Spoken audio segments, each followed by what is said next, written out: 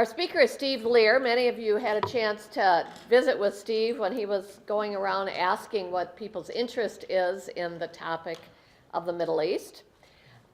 He has a passion for creating bridges between people with divergent views on important issues. He fervently believes that these bridges will lead to peaceful coexistence between people and nations.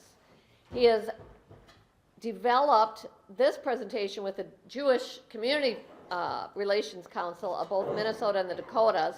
He's also the founder of the Nekama, a Jewish disaster response organization that assists in preparing and responding to natural disasters. It's just Jews with chainsaws. Jews with chainsaws, that might be dangerous. So, and I've known Steve for probably 30 years, and I remember I was meeting him for lunch, and he was late, which was not uncommon. Sorry, Steve. But, and the reason he comes running in, and he sits down and he says, "I'm sorry I was late. I was just awarded the Jew Boy of the Year award for the entire community, the Jewish community." And this is, 2 decades ago, and he's been serving and serving and serving.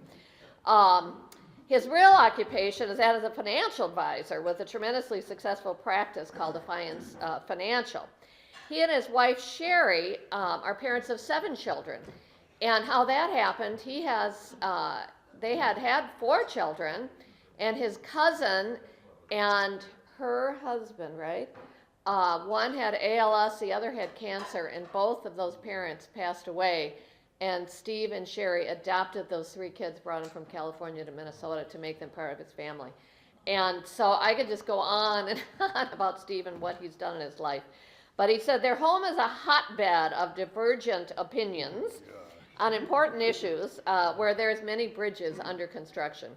So Steve's going to share with us some outlook on the Middle East, and you were just there, so we've got some current insight. So thank you.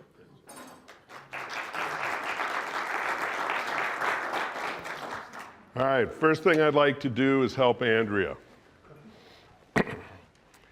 What you said was very touching. And the touching aspect of it was you talked about community, and you talked about how Rotary had been your community. I have a community.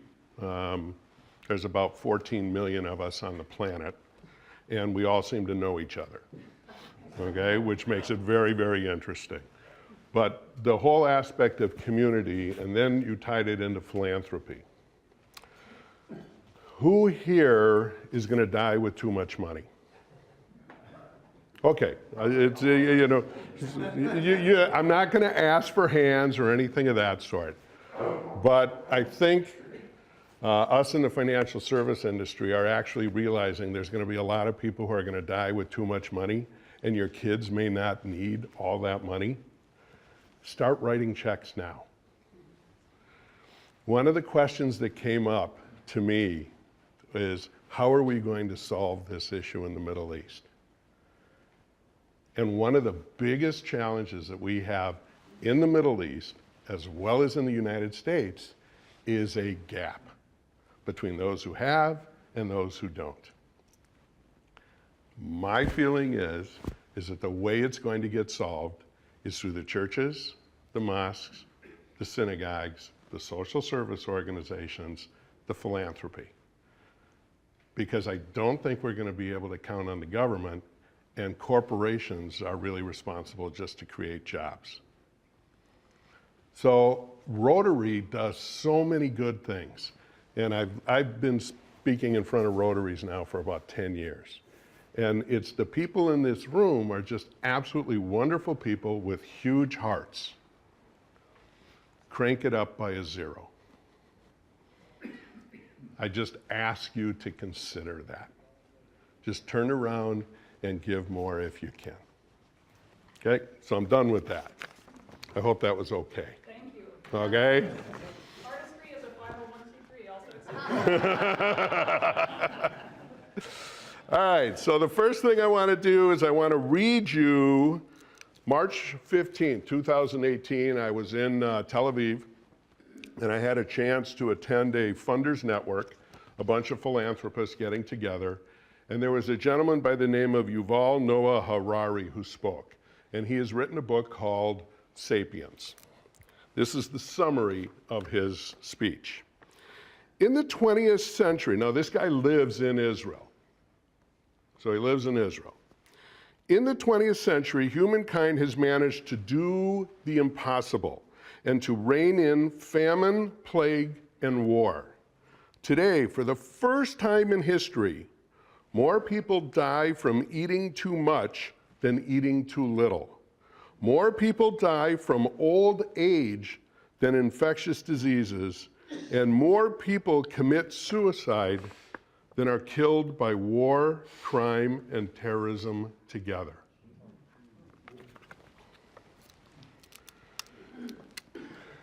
So I want to bring it to people's attention. And I don't know, there's no World War II vets here, is there? No. Okay. But yeah, they're getting rarer and rarer. Any of you who served in the military, I think all of us who did not serve in the military, I did disaster response work instead. Thank you very much for all your contributions that you made to our society, to the fight for freedom, for democracy, for capitalism. Because those three things, and this will tie into the Middle East in a second, but those three things are absolutely crucial pillars for that kind of activity to occur. It's amazing, and we should all feel great about what has happened over the last 75 years. Now, that doesn't mean we have challenges going forward, but let's just take a second and just applaud for the fact that this is what we have been able to do, okay?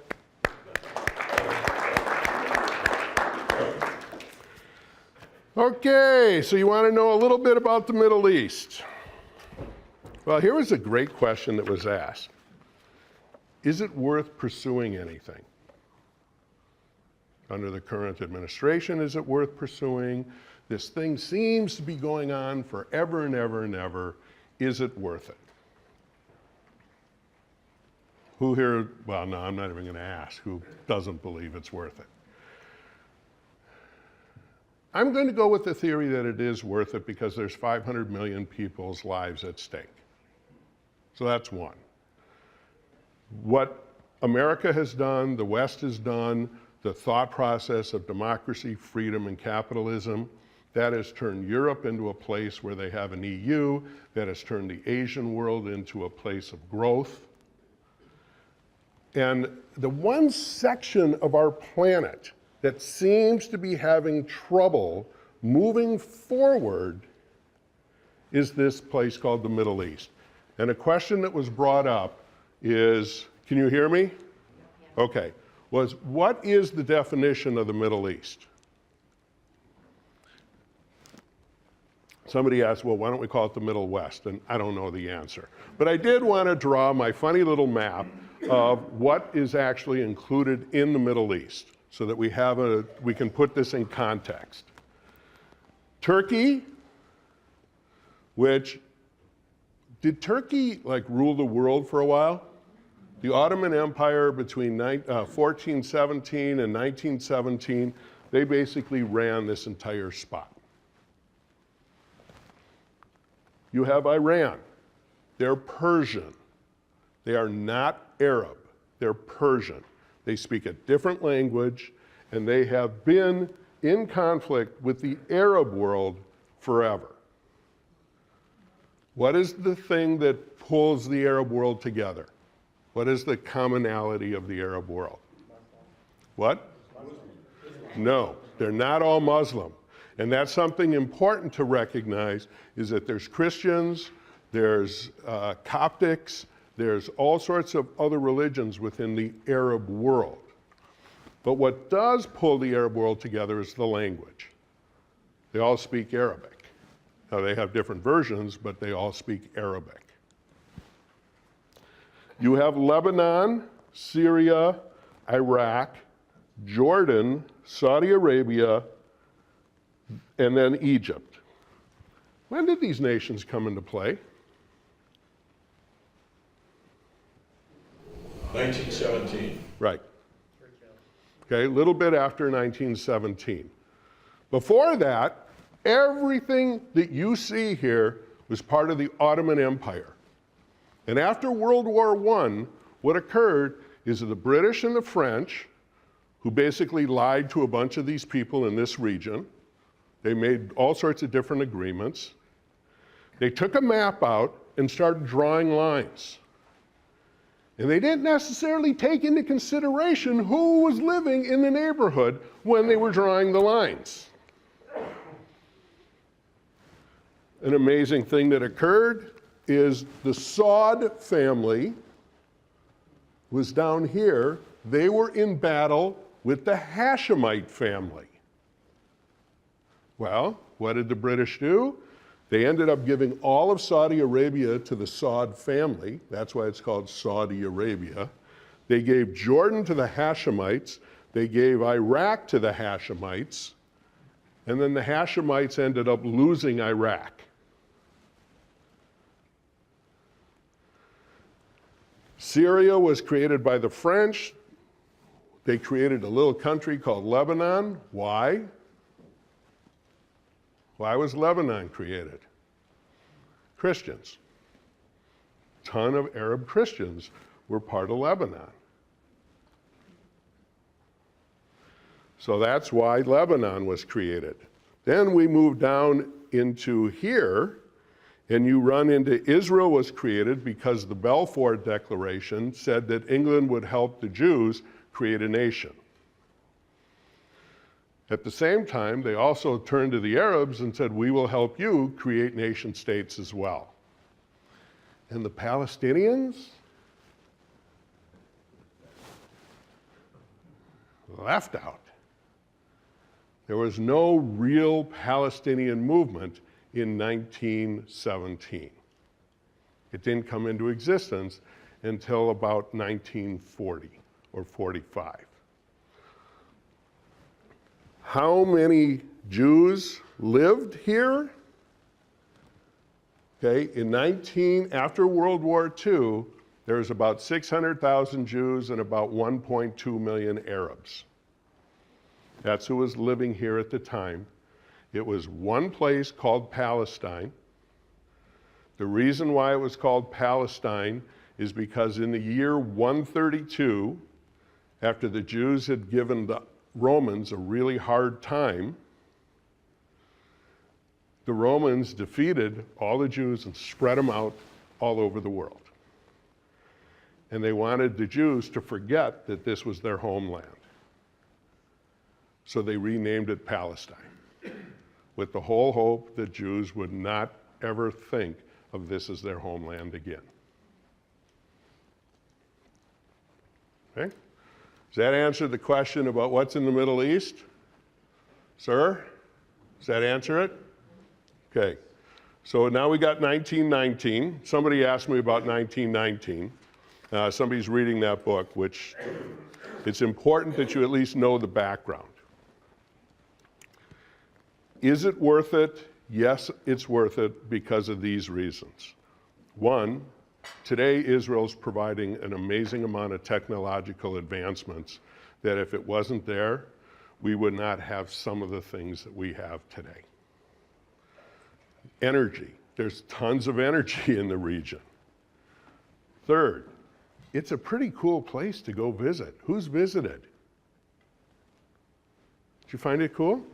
Interesting. Okay. Did you find it interesting? Did you find it fun? Did you find it...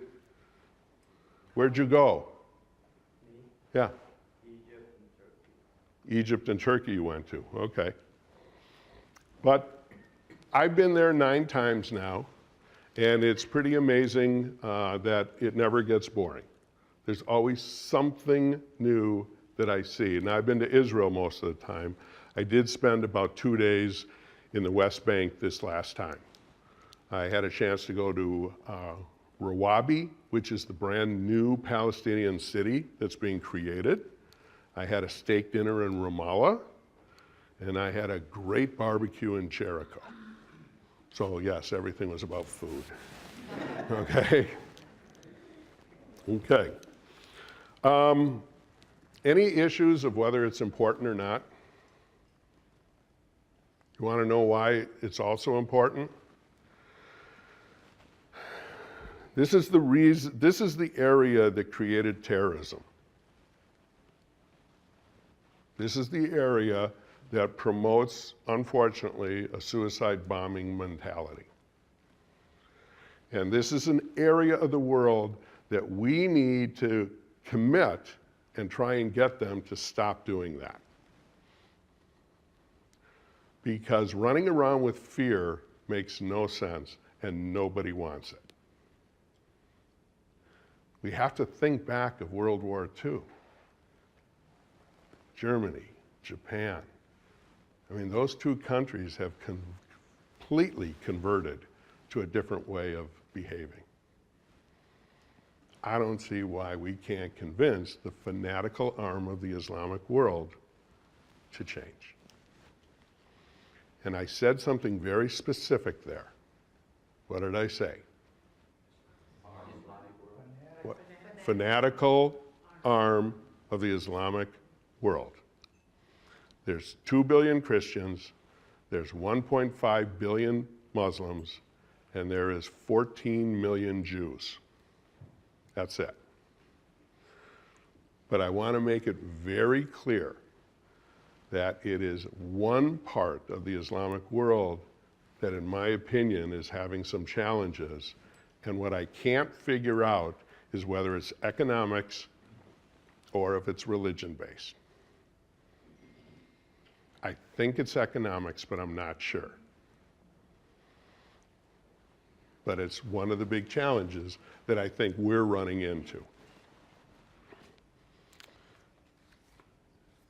All right, I did that, I got that taken care of.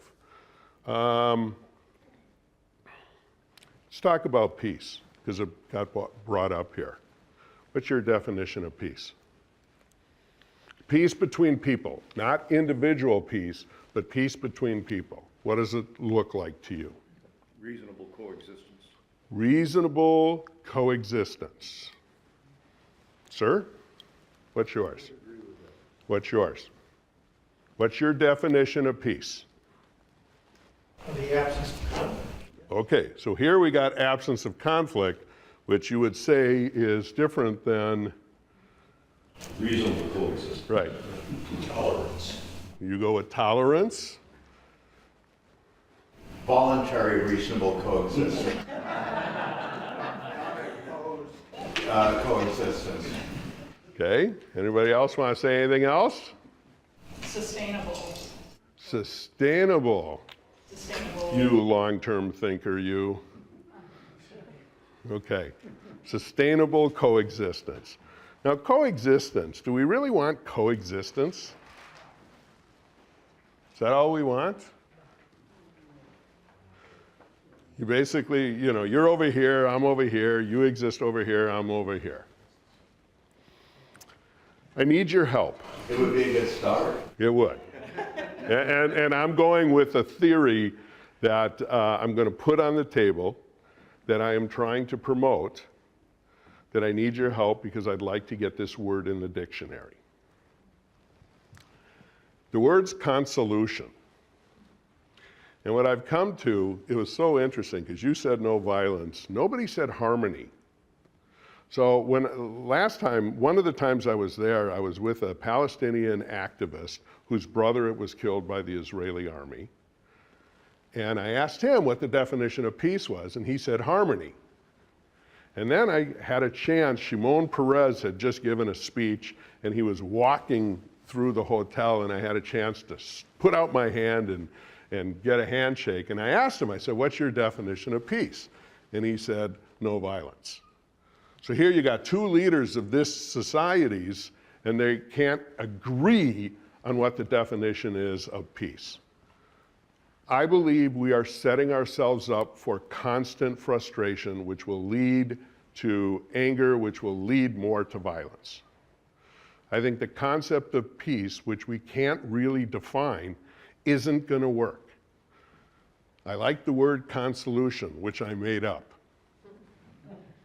It stands for constructive resolution of conflict. Who's married here? You two are married? Okay. How many days go by with you guys not having conflict? Couple months? Okay, hang on. Let's see what Deb says. Yeah, I was gonna say probably about 360. 360 days goes by with no conflict? Yeah, it's not a lot of conflict. Oh, that's so sweet, you guys. Okay. We'll be having conflict when we get home. I've been married 38 years, and with these 7 kids and all this, I go maybe 3 days without some level of conflict. But the point of it is that conflict isn't negative. It's not negative. Would you really want to live in a world that doesn't have conflict? Boring. It would be extremely boring. So the idea is that we embrace the fact that there's going to be conflict, but we make decisions that we're going to solve it constructively rather than destructively. So I'm going with this theory that if we replace the word peace, especially the pursuit of peace, with consolution, that what we might have is more realistic opinions about what could happen. Because that's what we Americans are having real problems with in the Middle East. We don't totally understand, and it's just not an easy subject. All right, I'm going to open up to questions. I do have some additional questions that have been asked, but I just want to take a step back now and see what more you would like to know about the Middle East. So you mentioned the idea of Palestinians being left out of the 1917 solution. Yeah. I'm becoming aware of other groups that have been left out too, the Kurds, maybe the Yazidis. How many groups are there when you start thinking about groups that are left out, and how big a problem is that that needs to be part of a resolution? I think it's a huge issue, and I think one of the things that's happening now, I think you've named probably the biggest groups, but here's what's occurring, and I'm going to give it through the lens of an Israeli. Israel is having challenges with Palestinians because what they're really concerned about is Iran has turned around and it's created a bridge from Iran through Iraq, through Syria, through Lebanon, of a more fanatical arm of the Islamic world. Now, even within that fanatical arm, there's Al-Qaeda, there's ISIS, there's all these different groups. So there's all this infighting that's going on. My belief is that we are witnessing a civil war within the Muslim world. And we have to put that in context to what is happening in this country and then every place else that's going on. Now, what has proven and what the concern is if you get the current leaders out, you now are replacing a more fanatical arm of the Islamic world. One of their goals, and Iran, this in 2005, it basically changed the entire picture for Israelis of the Middle East, because this is when Ahmadinejad turned around and said, you know what we're working on? We're going to work on wiping out Israel. Our goal is to get Israel wiped off the map.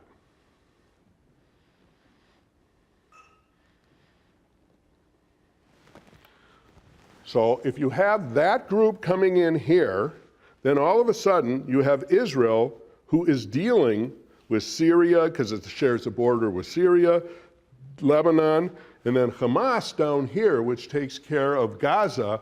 They also have declared that they would really like to replace a Jewish state. The neighborhood is not really keen on any of this being a Jewish state.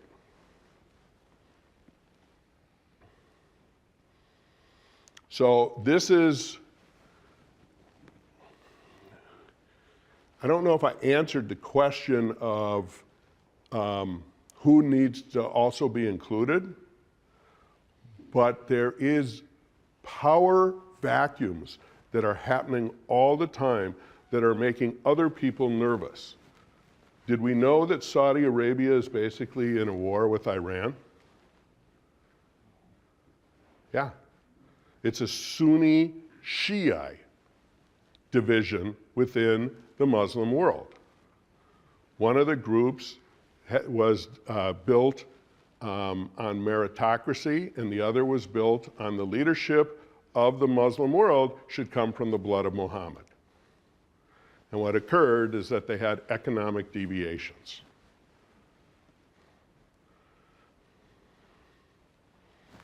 Does that answer your question?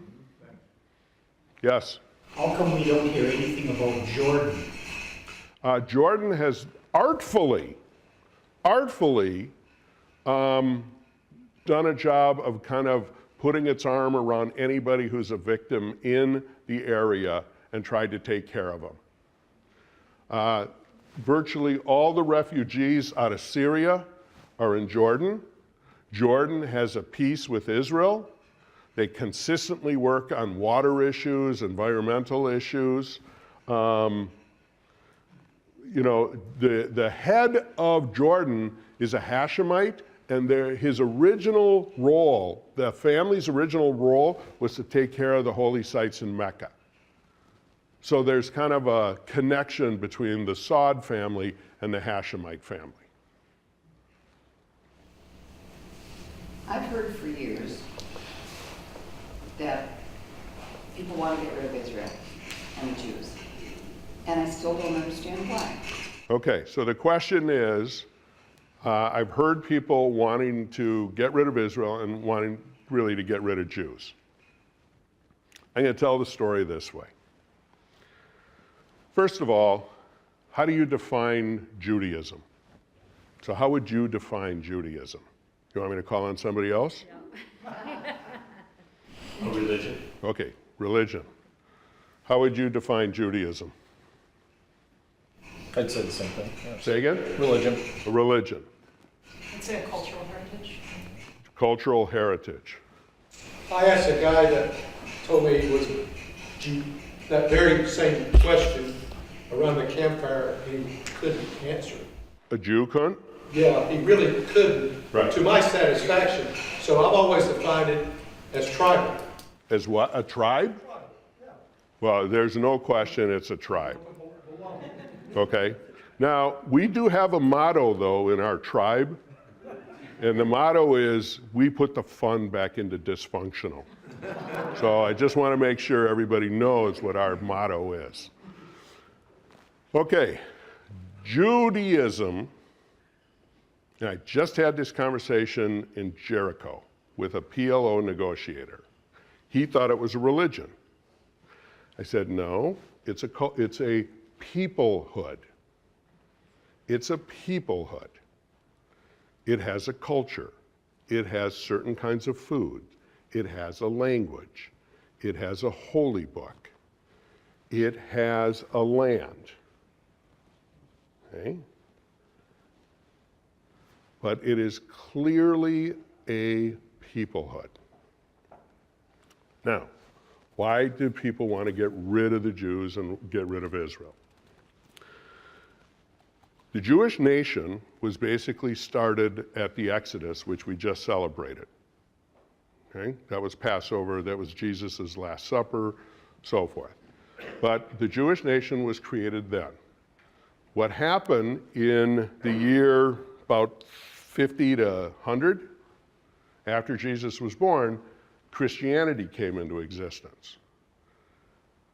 And the thought process was, well, wait a minute, here's relationship with God 1.0, here's relationship with God 2.0, why doesn't everybody from 1.0 turn into 2.0? Then the Islamic world came into being in about 630. In the Islamic world, Muhammad, my belief, is that he was trying to take the best of Christianity and the best of Judaism and put it into a new relationship with God. In addition, he lived in the Arabian Peninsula, and they had no laws. They had no laws. So the followers of Muhammad decided, you know what, we got the best story here. We think everybody who's here and everybody here should be over here. Now, we've kind of messed up everything. We're still here. Don't ask me why. I have no clue why Jews are still here. In addition, we have a land. There is one Jewish nation on the entire planet out of 195. Do other people other than Jews live there? About 25% of the country is not Jewish. And it's been that way ever since it was created. So I think the issue is we might cause people to wonder if they have the right path. I would say since 1965, we haven't been as concerned about having the right path to God. Okay? Meaning the only path. And I have to tell this story real quick, and this will hopefully be a little enlightening on where the head's coming from. 20 years ago, Sherry and I came home. It was a Saturday night. Our 9-year-old daughter sitting there on the couch with her babysitter. And they're reading something. And we say, what are you guys reading? And our 9-year-old goes, I'm learning I'm going to hell because I don't believe in Jesus Christ.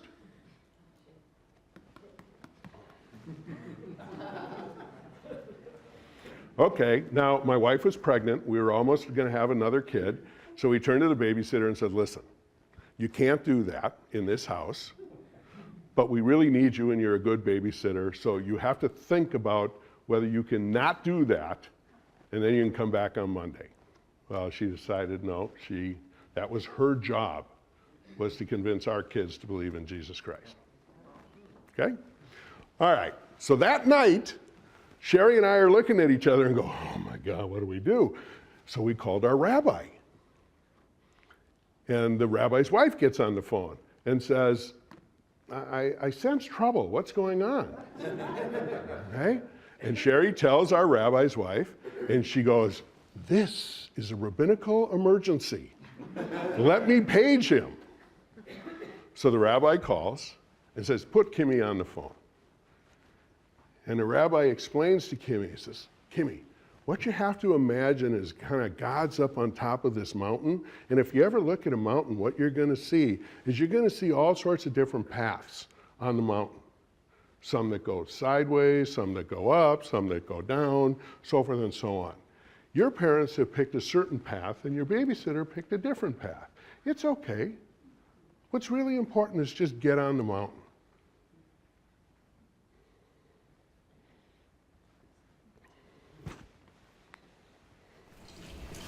I read a book years ago by a missionary called The Source. Mm-hmm. And it is amazing that the Jews haven't been wiped out 3 minutes? many times. Okay, I got 3 minutes. Okay, so I was just recommending this book, The Source, Missioners. It's amazing to me that the Jews have not been wiped out. Right. With all the trials. Me too. Could you comment on how much economic interaction goes on Not enough. that would help maybe give some interest for more peaceful? Okay, not enough, but more is happening. One of the questions it says is, how can we have hope? How can we have hope that this could be resolved? Or that we could move forward? First of all, by using what word to picture what we're going for? Consolution. Let's say it all together. Consolution. Okay, seriously, when you go to the next cocktail party, ask somebody, so what's your definition of peace? It's a great way to start a conversation. And then throw in hey, I heard this concept called consolution. Constructive resolution of conflict. Okay, hope. Hang on, I got to give you the hope. I was there 2 weeks ago, and I got on the light rail train in Jerusalem, in East Jerusalem, which is the Arab part of Jerusalem. And we took the light rail train all the way to West Jerusalem, which is the Jewish part. And it started empty, and as we got on, there were Orthodox Jews, there were women, there were older women, there were younger women, there were babies, there were Arabs, everybody was on this train. And squished. You had no choice. If things can happen in Jerusalem, there's 900,000 people. Pray for Jerusalem, because this is a town that is actually truly trying to move forward for the betterment of all its citizens. And I was there with philanthropists. I went to Rawabi. I went to Ramallah. I went to Jericho, had all these conversations. There is a younger generation. One of the goals I have is stop hanging around with old people and start hanging around with young people. They are optimistic. They're pissed at what we've done to this world, and they are ready to take the mantle. So I have all sorts of hope. And part of it comes from knowing what we've accomplished. What we have accomplished. So I hope all of you will have hope and think positively about what can happen. Thank you, Steve. Wow.